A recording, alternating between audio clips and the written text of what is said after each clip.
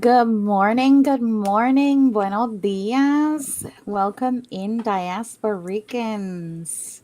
We are live. Welcome to episode 11. How's everyone doing today? We're good. Doing good. We're good. Awesome. It's It's a Sunday. beautiful day. That's good. Yes, it Good, good. Oh, is. So we have a few new people. I wanted to give everyone a little moment to introduce each other. So whoever wants to start, you can go ahead and kind of give a little bit of a background on who you are and yeah, any information you want to give. so I'm Crystal, but everyone calls me Sim. I'm Wes's wife. Uh, I was born and raised here in the Bronx, but um, my father was born here in the States, but raised in Ponce. And both my grandparents from my mom's side, they came to the States when my grandmother was 15 and she was pregnant. So my grandmother's from Dorado and my grandfather was from Tua Baja. Awesome. Welcome. Who wants to go next? Morning. You guys can call me Jessie. I'm originally from Puerto Rico. Sadly, I'm in the States at the moment, but missing home. Every family of mine is from there. I just been here probably around 5 years, I believe so. Um, but yeah, hoping to go back soon. Fingers Fingers crossed. crossed. Fingers Yes. I can go Okay. next. Okay. Well, my name on the Discord is Hibara Libre, but my real name is Margarita. You can call me whichever. On my day job, I do operations. So I'm an operational manager.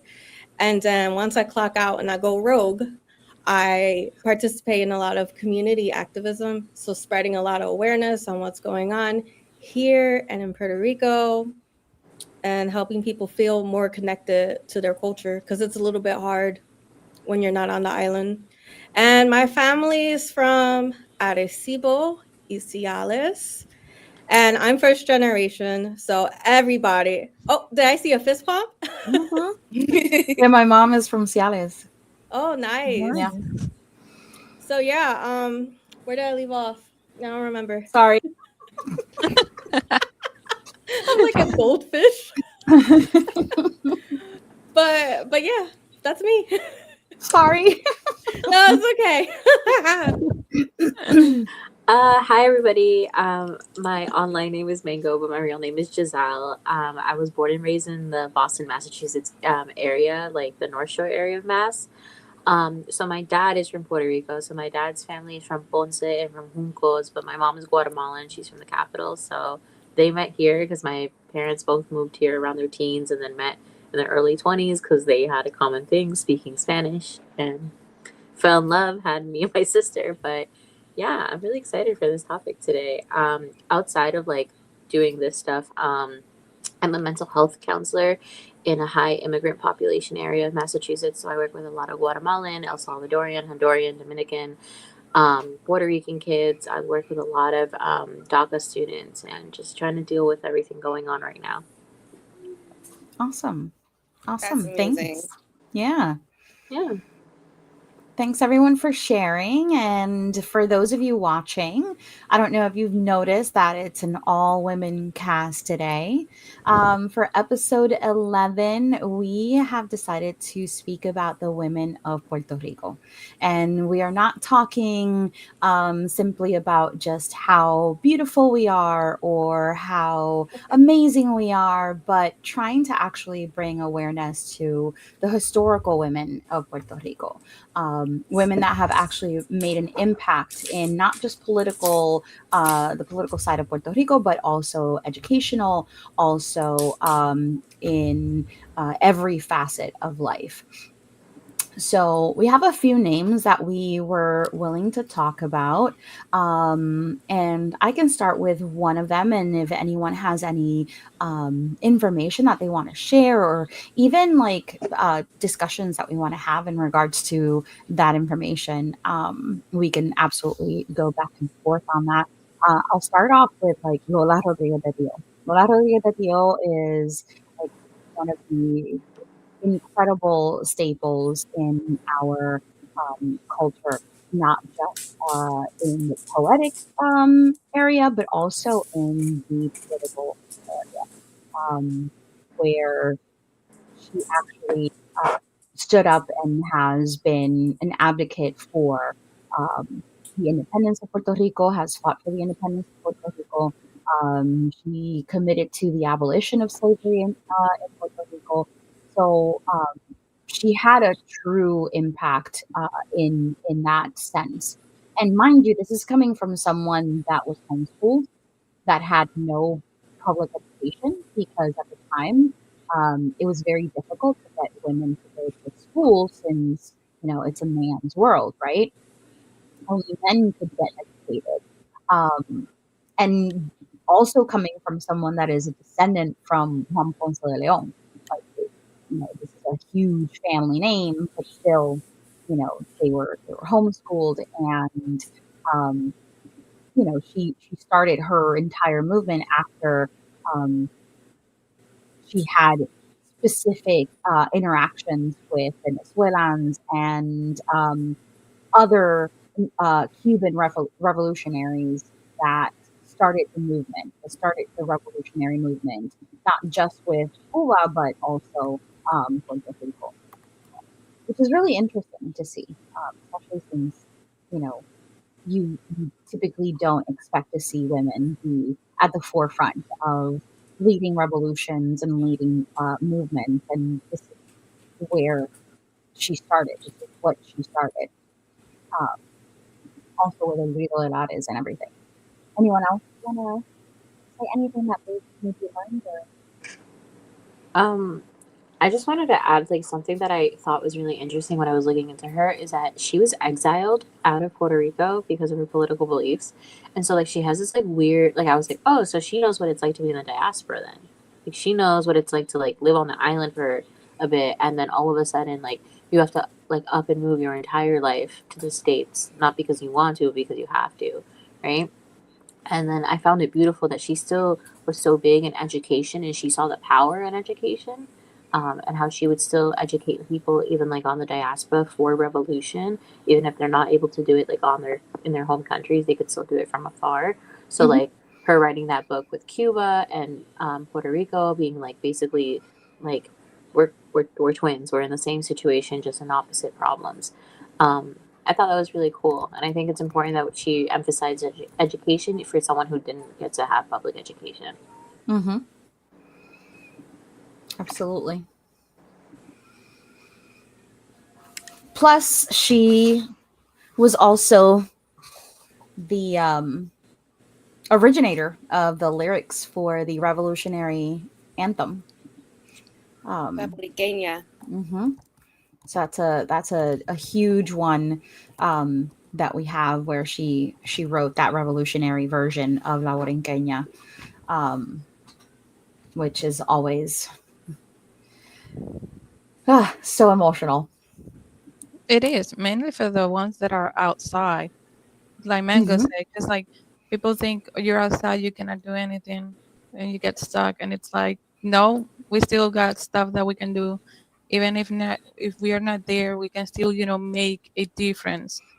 It's not gonna be fast, sadly, but it still counts to make a difference sooner or later, like she did.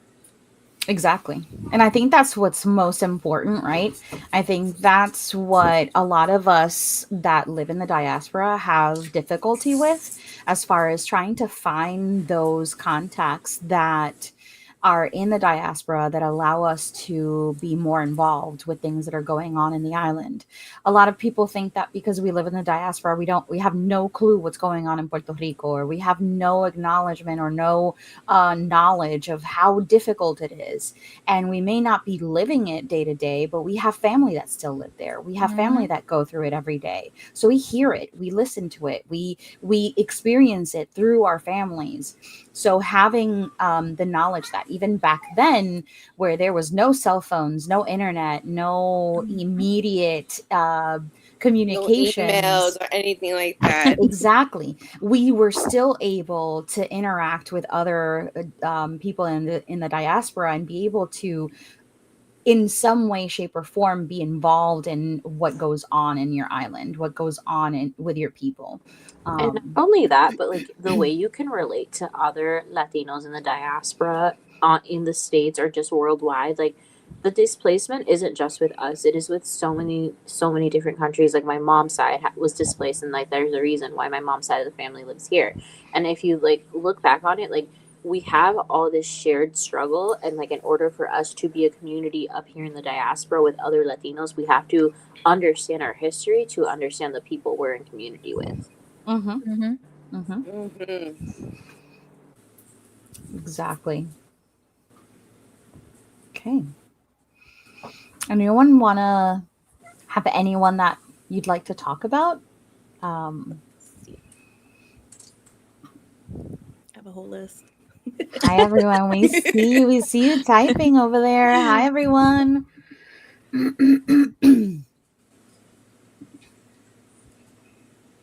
um, a good one that I wasn't 100% knowledgeable on was Mariana Bracetti.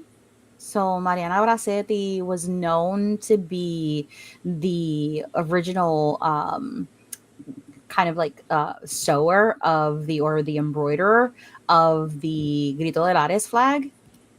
Yet after some additional digging, it seems as though she really wasn't. Um, it was actually what was his name? I forgot to write down his name. Eluvigas. Which I was like, wait, what?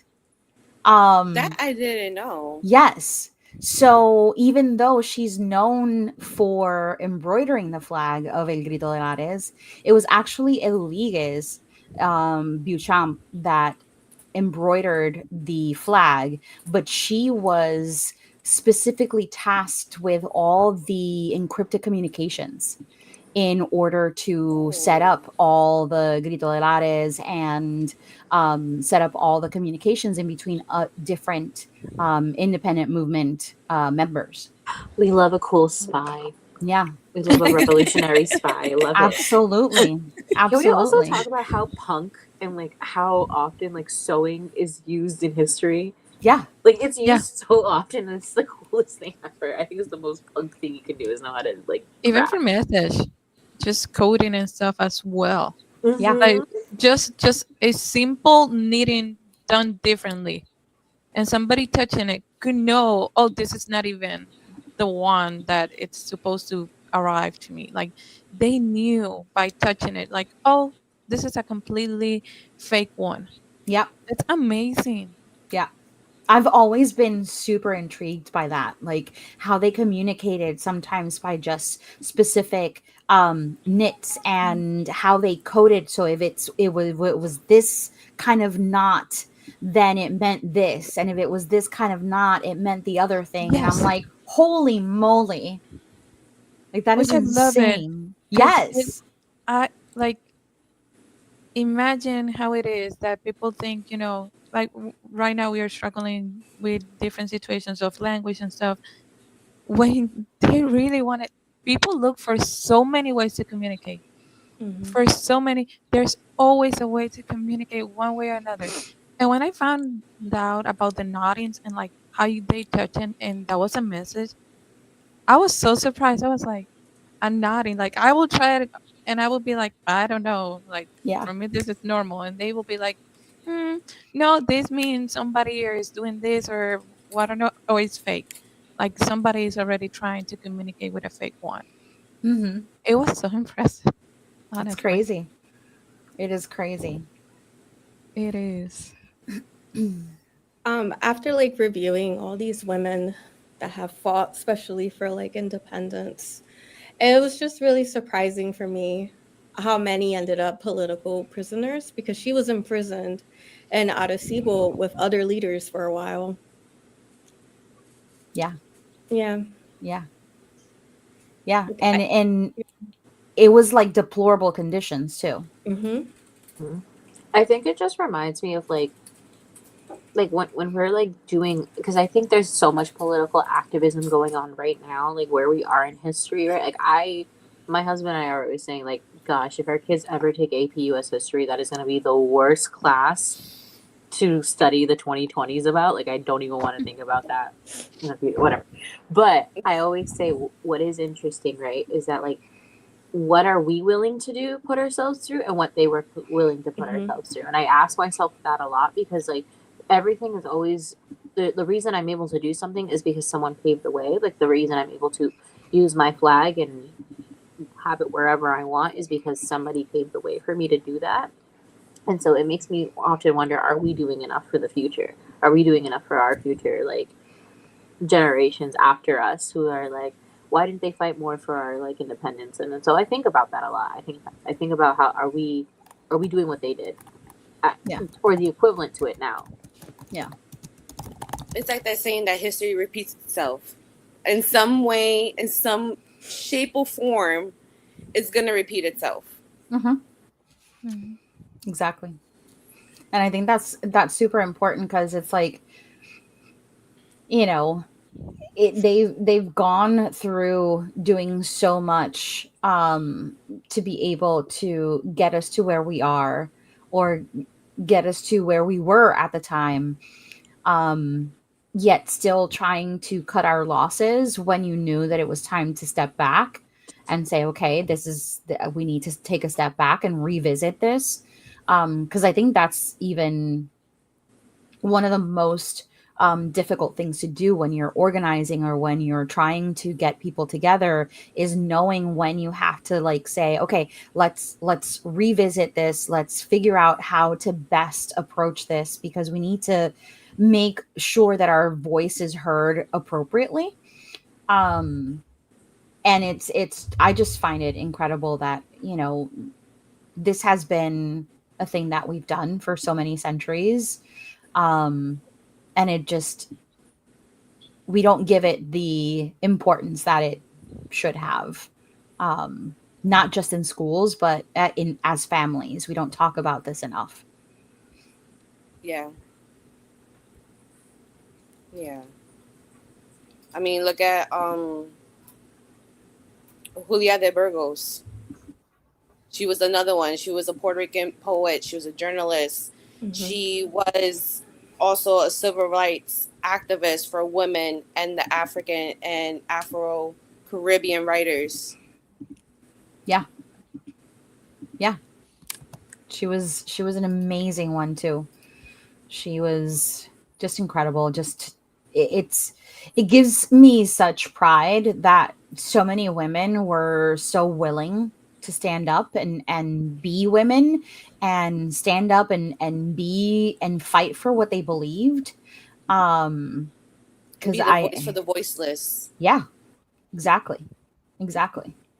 And I it's think crazy that most of them started so young too, right? Yes. Yes. So most of them were in their teens, late teens, and they were already working towards getting stuff done.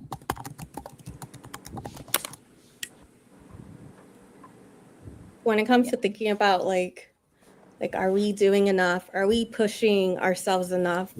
I just look back into like history, and then people from today, like Jessie Fuentes, when she was going against the immigration problems that are happening over there in Chicago. It was Chicago, right? Yeah. Yeah. Okay, because I'll make up things. But it's like over there, like she didn't care. She stood down, ten toes down for her people, even though Mhm. they were trying to arrest her, even though they thought they got her. So I look at that, and then I look at other extremes in the past and history, which government, I'm not gonna do it, but it's like Lolita, Yeah. where she went in there, and then her famous words, no viene a matar, viene a morir por Puerto Rico. Yeah. And I'm just like a woman on a mission. Yeah. Yeah. Yeah. So Yeah. I just like try to remind myself and try to remind my friends and like my little community over here, like this is what X, Y, and Z has done. We can still make change. We don't have to shoot anybody, but we can make change. I think what's Yeah. crazier now is that we have access to all this information Yes. without needing it to be taught to us like in a formal, like obviously if you can learn it in a formal education setting, more power to you.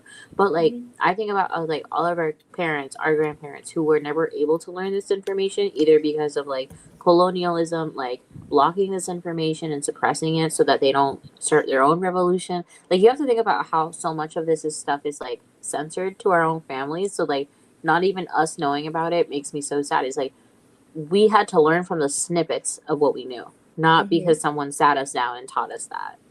And we live in an age now where we can teach our kids like accurately, this is what this is. These are who these people are. This is where your lineage is from. This is who paved the way for you to exist right now.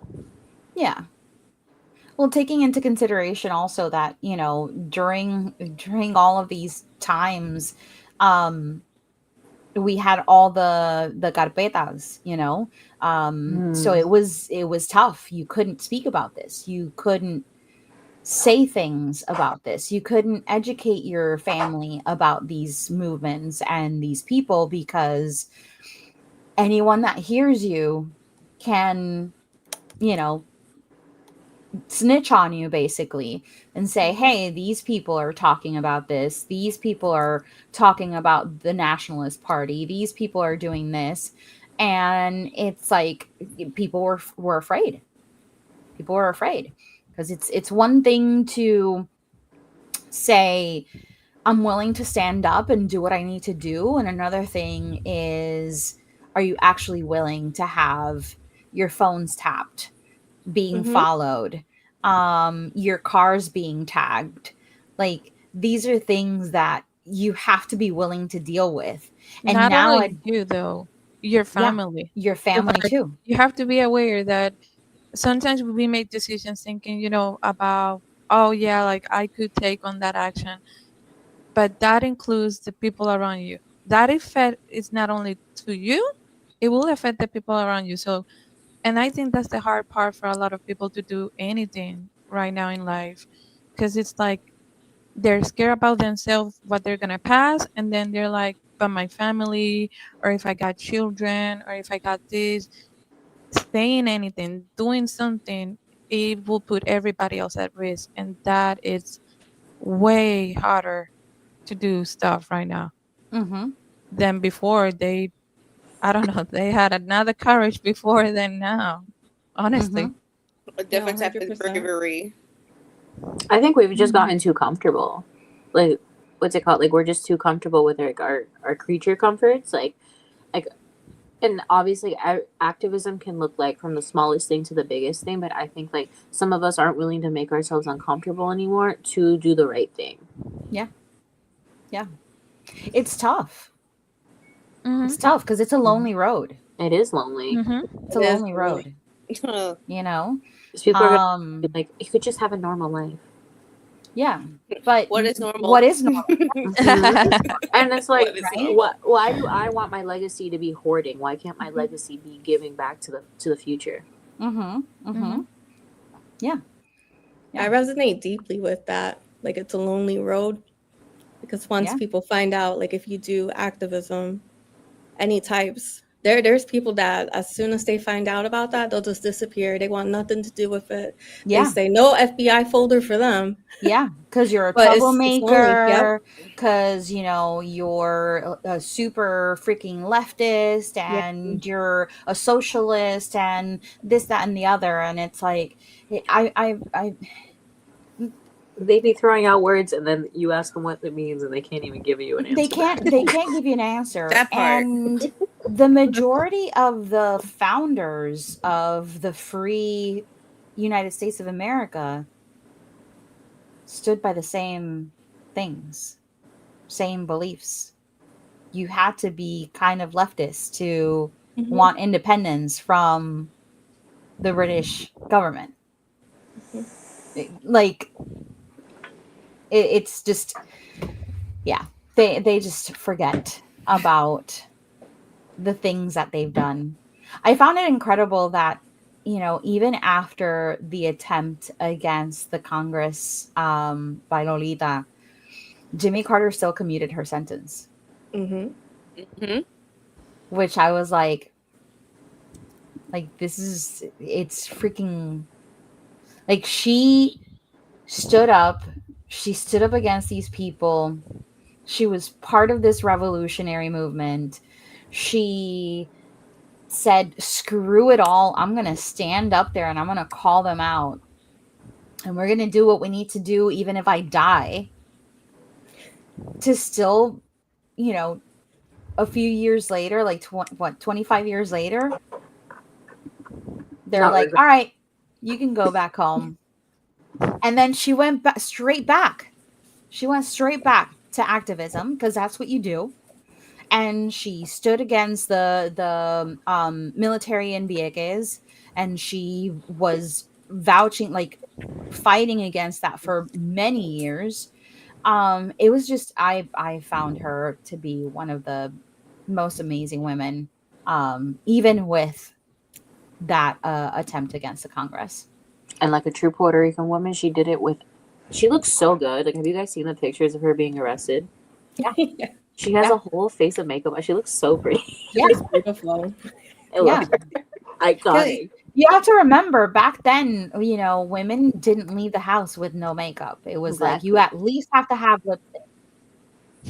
My grandmother Lipstick was or one. mascara, one of the two. Yeah, Like my her grandmother was lips like are on done. my She's got ass. her hair curled. She's got earrings. I'm like, dang. Yeah, Listen, I know I'm exactly. gonna say this a little bit late because I just remembered. Because you guys were saying, it's a lonely road, and exactly like her, she went back and all that. And I just remember I saw this video. I cannot remember exactly of what was it, but it's funny, right? That a lot of people have to go on a lonely road. When I saw this female being an activism, and then the person in front of her in police suit and everything was her husband, and he was just there. He smiled at her. Like, just because you have a belief, like the process of everybody else disappearing for that reason, it's so wild to me. Because, like, they don't have to believe it just because you believe it. They don't have to abandon you just because you have an idea. You want to do something. That's you want to do it. That's okay. Like, you don't have to pass that just by yourself just because I don't believe the same thing. Like, Hmm. let's put it on a simple, like, okay, right now exactly, he would have said that and I don't believe it. I don't have to stop talking to her. Like, I could be curious, I can learn as well and ask, but that doesn't make me that I automatically gonna be there or anything at all. Mhm. Like, Hmm. and that makes as well difference later on in life, because by you learning, and even though you're not being active or being there or not even following, it will change a lot of the perspectives that you have. It will change the way that you make decisions in life. But you don't have to abandon the person just because they don't have the same idea as you. Hmm. Like that woman and that policeman, they were still husband and wife after that, and they were smiling at each other, but she was still there defending what she believed, and he was still there doing his job. True Yeah. activism is when you fight for everyone's rights, even if Even if they go against your against you. beliefs. Yeah, even if they're voting and doing everything against you, it's like I still want you to have access to this, even if you don't like me. I Absolutely. know, right? But it's a while that people automatically, and I think that's the most hard part at this moment in life. It's not that everybody's just scared and comfortable. It's automatically, it's not something that I will think and I will follow. That's it. You're done. Like, why? You guys have all different opinions. You guys believe in different stuff. and I'm still here with you guys talking, and I still, like, you guys don't know what I think. What if I say no? I don't think about that, but I'm still here talking. I'm still learning. I still, like, people shouldn't automatically just let you alone in that ride, because when they had struggles, they want people as well there. It's the same thing. We're just doing it for different, reasons. You're letting me alone just because I have this belief, and then you're gonna be alone, right? When you got any situations in life and you would like somebody there. Then why you let Mhm. people alone when they needed it? Because then you will want them as well when you're needing them. Yeah. Just because they have different, like, different ideas, it's just wow for me. And I remember that video, and I was like, that's what I thought when she said that. When she said, like, oh, it's a lonely road, it shouldn't have to be a lonely road. You can Mhm. believe that. I can learn from it. Like, that's okay. And I could say, still, I don't want to be participating on that. If you ended up there, I will be your friend. I will probably be there bawling you out of jail or something. But, like, don't come in the riots, like, or I got a job. Because we don't know the reasons on why people as well do know. A lot of people will be like, oh, my job or all this. Like, that's okay. But I can still be part of your life. Yeah. That doesn't make me let you alone. And that, it's a hard thing to do now as well, even to this day. Wesley, that's a good point that you make, because it goes with Yesi's comment about like having these falling outs. I personally have, and I've been the one to initiate the falling out, because it's one thing when we have differing views, that but we can still be civil. I'm not trying to change your mind, you're not trying to change mine. However, when your views are so far from mine, that where you stand and what you do infringes upon my rights and my beliefs, that's where I cut it. Because there has to be for those of you that are theater kids or theater lovers and you watched Hamilton, you either stand for something, or you know or what do? You have to stand for something. And I need to make sure that the people that are around me, they don't necessarily need to be exactly like me, Hmm. but I need to make sure that when the shit hits the fan, I'm not going to be the first one that they throw, Mm-hmm. into the lion's den. Mm. Because you go over there, cuz you're not with me. Cuz I wouldn't do it. But we know that sometimes people that have those differing views or are very drastic on one side will have those thoughts. It's okay, no, you're not part of that. So that's why, like, I can understand not wanting to have those falling outs, but sometimes they're needed, especially when it can affect your mental health, can affect your well-being, because of the conversations that you might But have. that is like every relationship in life. That is Mhm. not only here, and explaining that even for kids. Let me say this. I used to work with autistic kids. I used to even give classes at one point to kids, and everything in life, it will be that way, sadly. But and the way that I was trying to say it, it's when, like, if it's not something that it goes completely against you, like, they shouldn't, leave you just because, oh my god, you're doing this and this is crazy. Like, that's okay. You can think I'm crazy probably doing this, but, like, you don't have to abandon me. But, like, everything in life, there's obviously have to be those moments where, like you said, it's like, oh yeah, no, there's relationships that are okay to have even though we're not in the same boat, and there's a few ones that it's like completely gone. Mhm. And that will be in everything in life, honestly. Yeah. But being completely alone, and I think it's just hard because it's funny. I can see a lot of people fighting for stuff, and then I hear comments about them being, "Oh, I'm alone. I'm fighting this alone." And it's so wild to me because like we're billions of people, and I see a lot of people fighting, and like how there's so much of you just alone. Like, what is so wrong that automatically it's like, oh my god, no, they're crazy or something, or like example, that's just you're gonna put yourself at risk, and like you're not there, you're not putting yourself at risk. Yeah. Why are you leaving them alone emotionally? At least Yeah. it's wild. Well, I I think of think like for all. the Oh, oh sorry, but no no no. I was just gonna say, I think of all the women, like if I look back on them, like I think what is inspiring is that none of them like cared if people didn't like them. They Yeah. still advocated for them. They still Yes. like, and I think that's something that we forget is like the moment you're talking to someone, it's like who like you don't who doesn't agree with you or you don't agree with them. It's like, you know what? I hope you get what you voted for. We are so quick to use our mouth to say something so negative, and then they're like, oh well, I had a bad experience with those people, and then but the reason why these women are memorable is that regardless if people sent them to jail, excommunicated them, they didn't hate they could separate what was affecting them through Mm-hmm. colonialism and propaganda through colonialism and what was true and what was the truth and what was worth fighting for. And I think that's the power that we need to find in this season of our lives too as women, as feminist activists, like if that's what we call ourselves, is that we have to like, okay, maybe they don't agree with me, maybe they don't like my political views, maybe they don't like my belief system, but I still want to advocate for them because they're still human and they still matter. Hmm. Mm-hmm. Yeah. Yeah. Agreed. Agreed.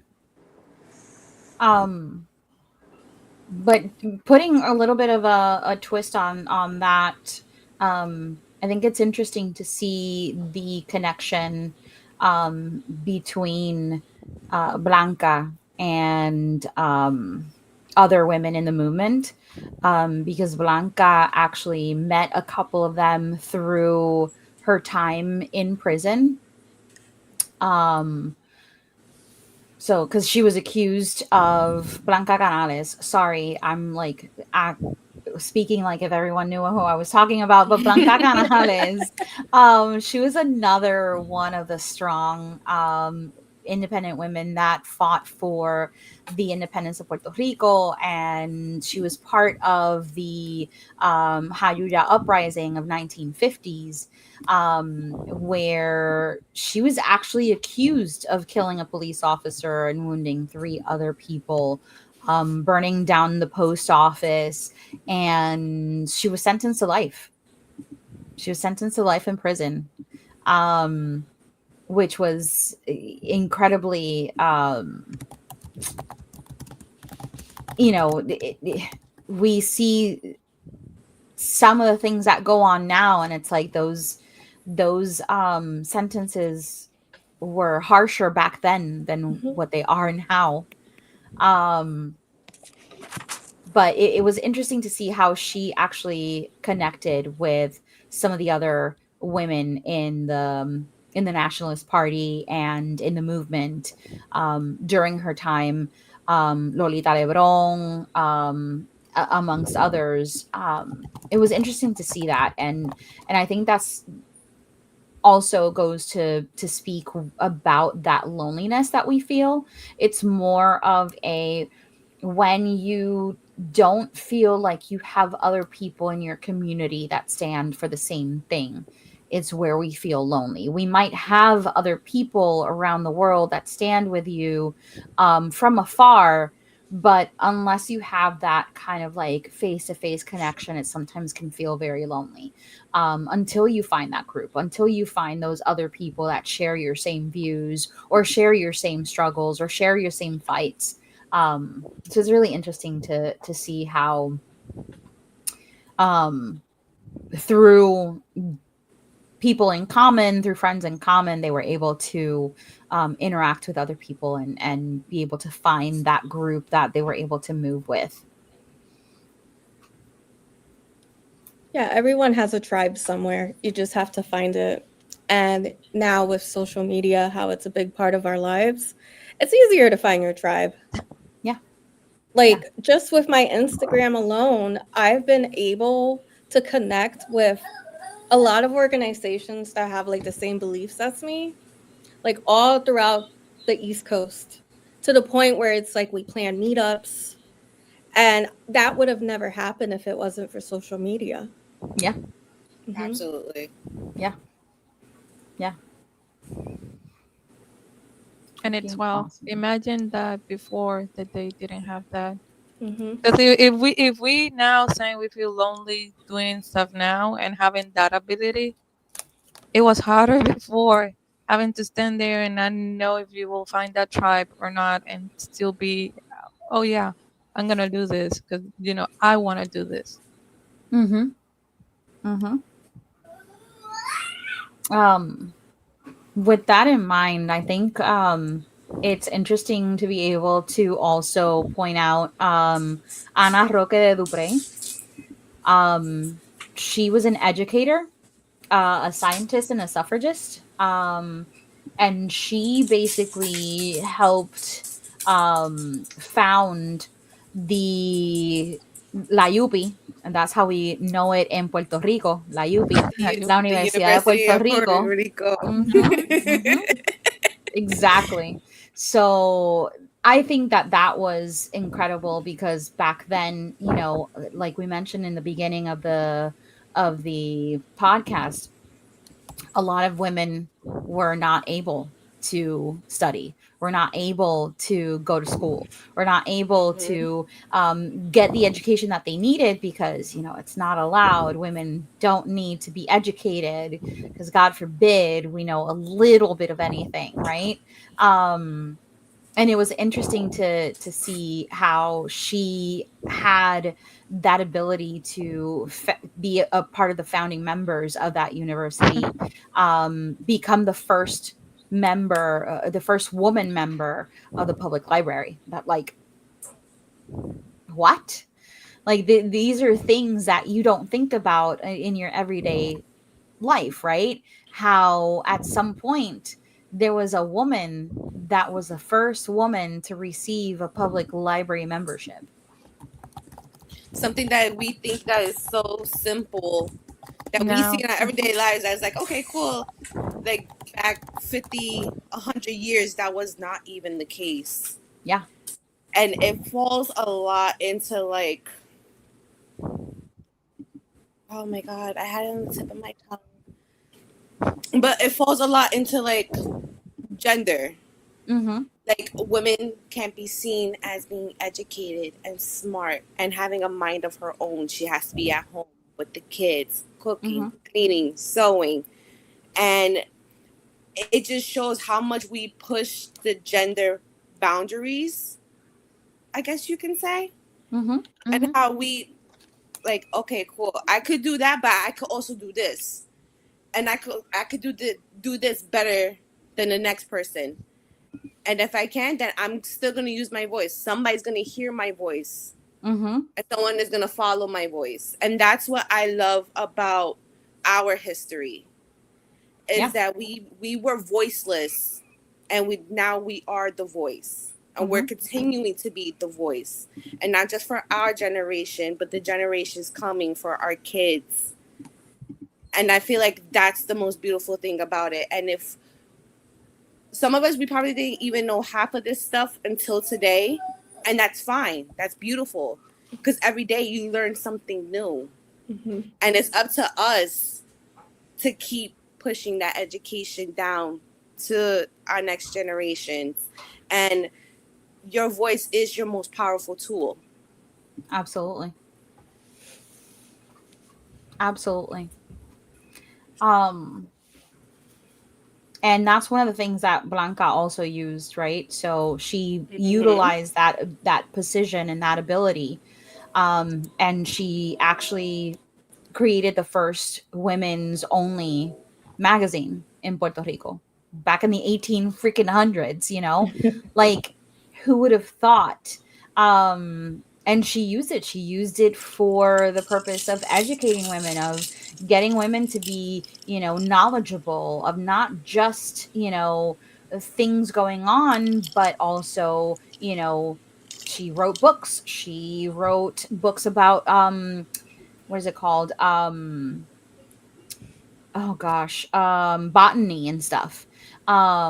So like it's just incredible to see how diverse she was able to become in the paper form, to be able to bring information out to other women and other people within society in Puerto Rico.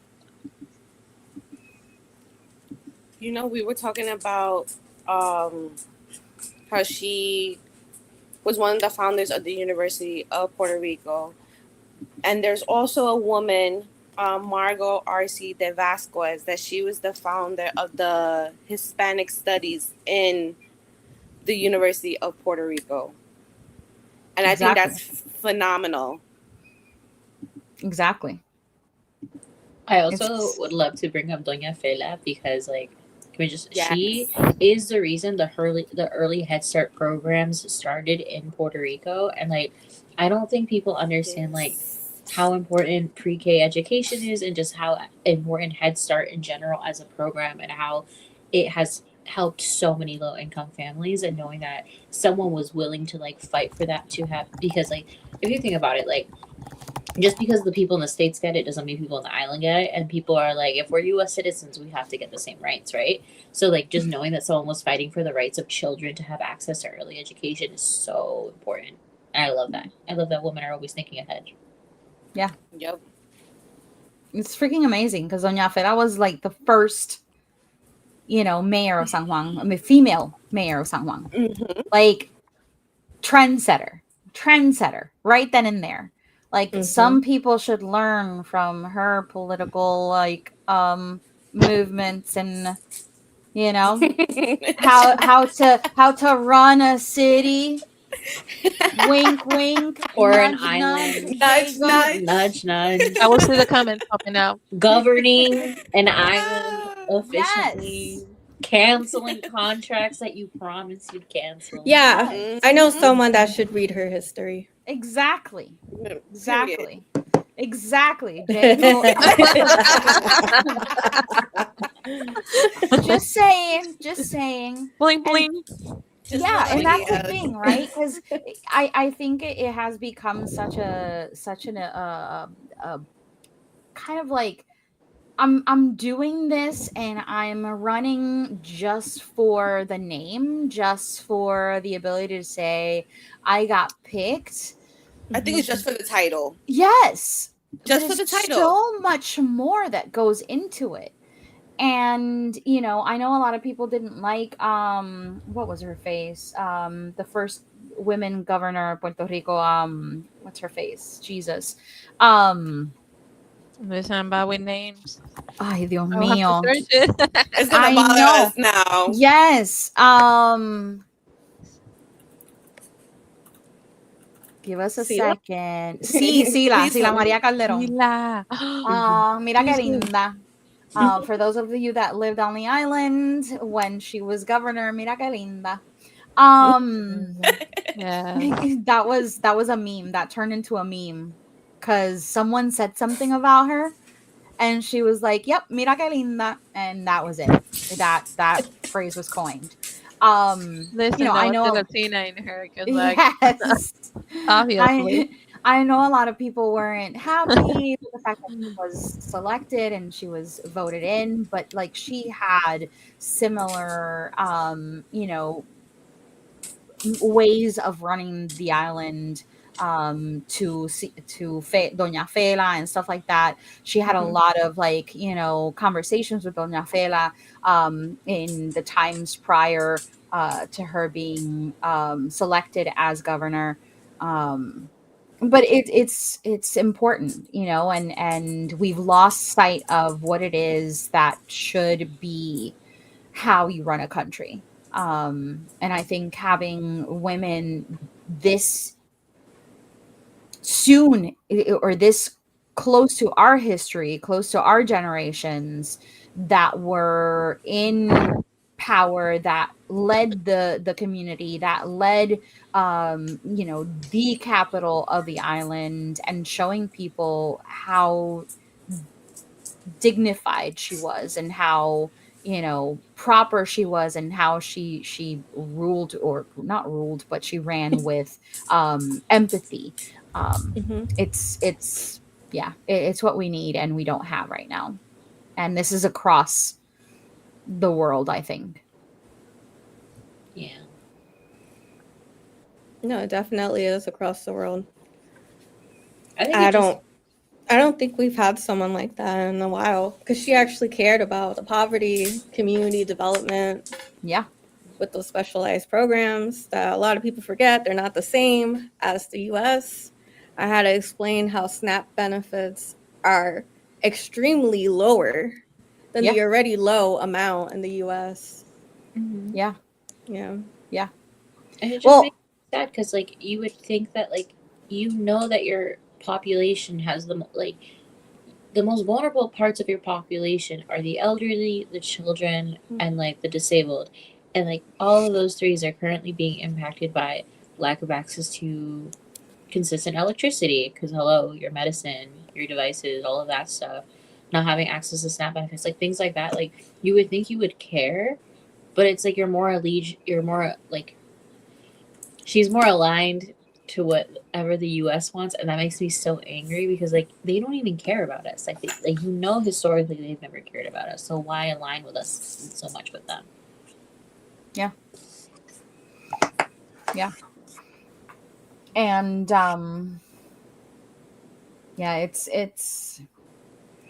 a shame that we don't have leaders that lead in that way anymore, with, you know, empathy towards their community, towards their constituents. it's it's a shame. It's a shame. It's more for the name and less for the people. Yeah, yeah. And that's the um kicker of it all. it is. It's sad, it's ridiculous, but it's the truth. It's what we live. It's what we're living right now. I know that we're almost at time, so maybe just to give people a couple of additional names so that you all can kind of look into these additional names and kind of understand a little bit more on more women that have made impacts in the history of Puerto Rico. We have Herminia Tormes Garcia. So Herminia Tormes Garcia was one of the first women to practice their lawyer profession, their law degree in Puerto Rico, and she was also one of the first women that were appointed to serve as a judge on the island.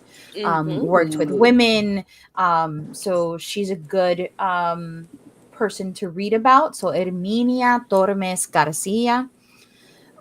There was also Maria de las Mercedes Barbudo. She was also one of the first Puerto Rican independent movement um, women on the island, and joined the movement super early. We're talking 1700s into the 1800s, where she actually made herself renowned. Um, we also had Luisa Capetillo. She was another feminist and labor organizer, um, reader, writer, journalist. So again, super important women to read about. Absolutely, Rita Moreno. You know, in the area of television and theater and on film, a The trendsetter f- for. and all and also the first Latina to ever win an EGOT. Yes, Mm-hmm. yes, Period. trendsetter, Triple threat. hands down. Period. Yeah, yeah, yeah. So shout out to Rita Moreno. Shout out to all these women that have paved the way for us. If it weren't for you, we wouldn't have the voices that we have right now and the ability to use them for good. Mm-hmm. Yes. Mm-hmm. Yeah. Well said. Thank you. You're welcome. All right. I Any love other doing final this episode. thoughts? I love Remember, doing this guys, episode with y'all. our very existence is resistance. Absolutely. Absolutely. Yeah, just by sitting here and talking, it's Mm-hmm. wild. Yeah. Like Crystal said at the beginning, something so simple just by sitting here and talking, all of us right now. Yeah. Before Yeah. it would have been so much different. Yeah. Maybe we'll be in the 2050 AP US history DBQs. We very well could. Yeah. They're Yeah. gonna be like podcast episode 11. Yeah. What is the Exactly. context of this picture of the Listen, but Yeah. you guys said something, and I want to hold that for a minute. The change starts, and this is something that we have to keep repeating. And I hear even a principal, actually, funny enough, where I live, say it in the home, and I think that is so hard Yeah. because, like, it is you who teaches to your kids. It is you who will make the difference. It will get like right now we are missing empathy. It doesn't start from everybody outside, sadly, Mm-hmm. and we have to be like those other persons. It doesn't matter what they say to us. We still have to be hoping the best for everybody.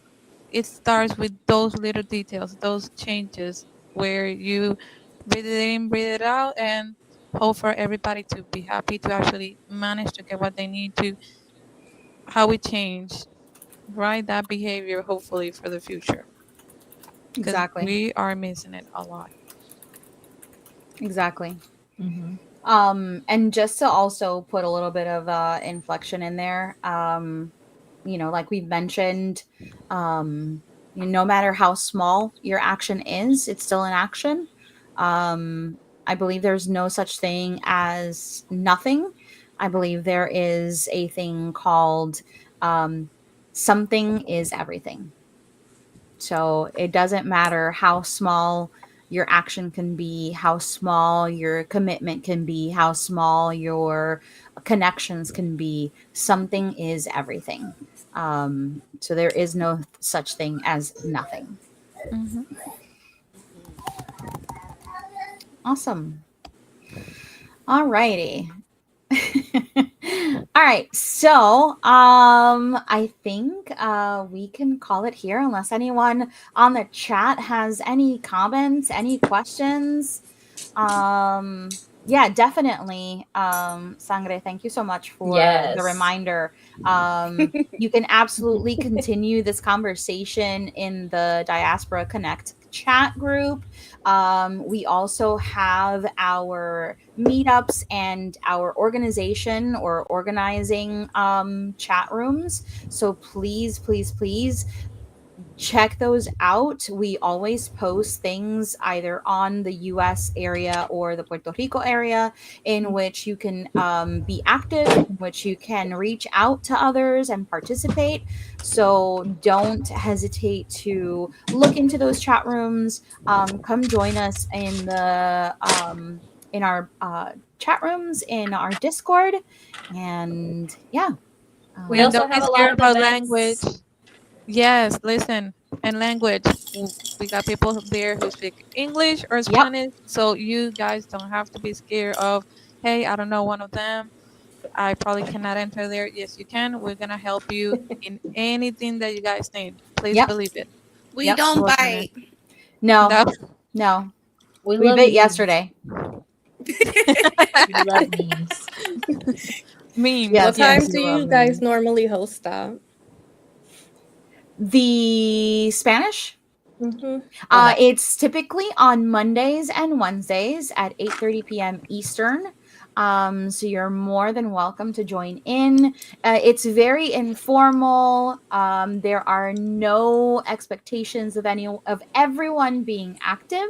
So if you feel a little bit uncomfortable, you can just join us and listen in. You are more than welcome to sit in and watch or join one of our sessions. We Wepa. do your. We do music. We do interactions. So basically, kind of like scenes that we play out. So role playing a lot, Oh, that's so that awesome. people can practice their Spanish. So yeah, feel free to join us and come through and be part of our incredibly fast growing group. And it's all free, guys. Yes. Oh yeah. Hey, Yes. it's free. It's for me. Yeah. Alrighty, guys. Well, I think this is time. I appreciate everyone coming in. Thank you, ladies, for joining us today. Love for the you guys. Thank you for invite. having me. Yes, thank you for joining. Yeah. Enjoy the rest of your weekend, and You we too, shall Chris. see you on the next episode. Okay, you're good now. Sorry.